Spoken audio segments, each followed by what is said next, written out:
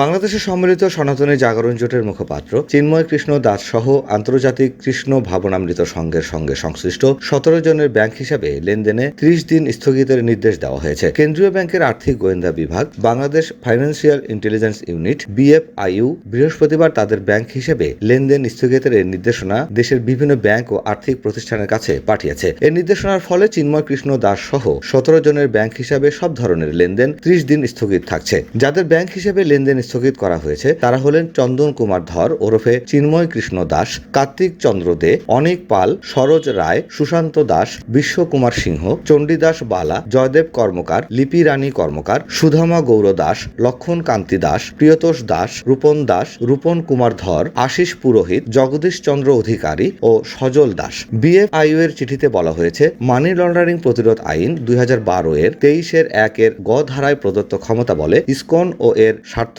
সংশ্লিষ্ট ব্যক্তি এবং তাদের মালিকানাধীন প্রতিষ্ঠানের নামে পরিচালিত হিসাবের লেনদেন 30 দিনের জন্য স্থগিত করার নির্দেশ দেওয়া হলো। একই সঙ্গে তাদের মালিকানাধীন সব ধরনের ব্যবসা প্রতিষ্ঠানের নামে পরিচালিত সব হিসাবের হিসাব সংক্রান্ত তথ্য আগামী 3 কর্মদিবসের মধ্যে পাঠাতে বলেছে BFIU।